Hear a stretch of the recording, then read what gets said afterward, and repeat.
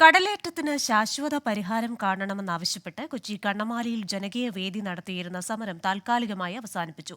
Collector NSK Umesh പ്രതിഷേധക്കാരുമായി നടത്തിയ ചർച്ചയിലാണ് തീരുമാനം. ചൊവ്വാഴ്ച കളക്ടറുടെ ചേംബറിൽ ചർച്ച നടക്കും. പ്രശ്നം പരിഹരിച്ചില്ലെങ്കിൽ 21-ന് വീണ്ടും സമരം നടത്തുമെന്ന് ജനകീയ സമിതി അറിയിച്ചു. 7 കിലോമീറ്റർ ടെട്രാപോഡുകൾ സ്ഥാപിച്ചുവെന്ന് കളക്ടർ അറിയിച്ചു. പോർട്ട് ട്രസ്റ്റ് ചെയർമാനെ സമരക്കാരുടെ ആവശ്യങ്ങൾ അറിയിക്കുമെന്നും കളക്ടർ വ്യക്തമാക്കി. വിവരങ്ങളുമായി കൊച്ചിയിൽ നിന്ന് ചേരുന്നത് അശ്വിൻ പാലാഴിയാണ്. അശ്വിൻ, ഈ മേഖലയിലുള്ളവരുടെ പ്രശ്നങ്ങൾ പലപ്പോഴും അതിന് താൽക്കാലിക പരിഹാരങ്ങളായി ചെയ്തിരുന്ന കാര്യങ്ങൾ അതല്ല, ഇതിനൊരു ശാശ്വത പരിഹാരം വേണം.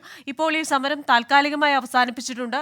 എന്നാൽ കൃത്യമായ ഒരു പരിഹാരം ഉണ്ടായില്ലെങ്കിൽ സമരവുമായി മുന്നോട്ട് പോകുമെന്ന് തന്നെയല്ലേ ഇവരുടെ തീരുമാനം?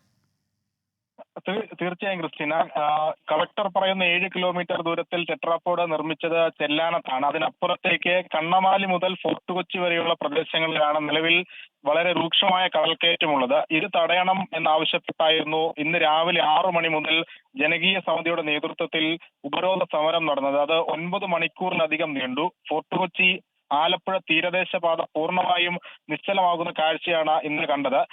ഒടുവിൽ ജില്ലാ കളക്ടർക്ക് നേരിട്ടെത്തേണ്ടി വന്നു സമരത്തിന് അനുനയം കണ്ടെത്താൻ. ജില്ലാ കളക്ടറുമായി നടത്തിയ ചർച്ചയിലാണ് താൽക്കാലികമായി സമരം നിർത്തിവെക്കാൻ ഒരു തീരുമാനത്തിലേക്ക് സമരസമിതി എത്തിയത്. ഇവരുടെ ആവശ്യങ്ങൾ വിശദമായി ചർച്ച ചെയ്യാൻ ചൊവ്വാഴ്ച കളക്ടറുടെ ചേംബറിൽ യോഗം ചേരും. ഈ യോഗത്തിൽ പ്രശ്ന പരിഹാരം എന്ന ഉറപ്പാണ് നിലവിൽ കളക്ടർ നൽകിയിരിക്കുന്നത്.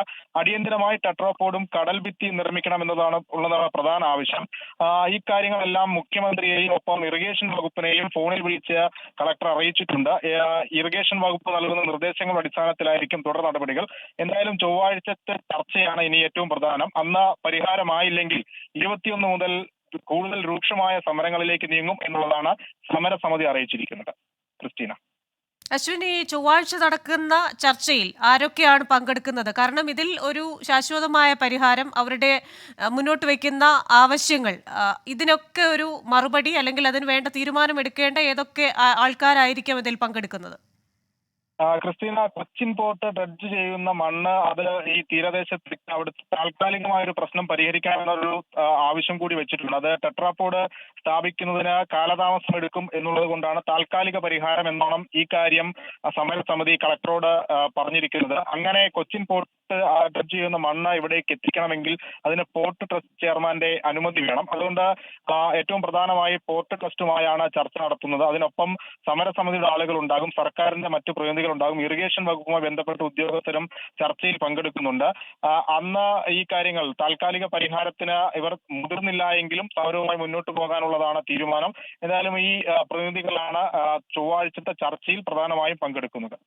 ശരി, ചൊവ്വാഴ്ച വീണ്ടും ചർച്ച നടക്കും. ഈ ചർച്ചയിൽ ഒരു ശാശ്വത പരിഹാരം ഉണ്ടായില്ല എങ്കിൽ വീണ്ടും സമരം തുടർന്നു കൊണ്ടുപോകുമെന്നാണ് ജനകീയ സമരസമിതി പറയുന്നത്. വിവരങ്ങൾ നൽകിയത് അശ്വിൻ പാലാഴിയാണ്.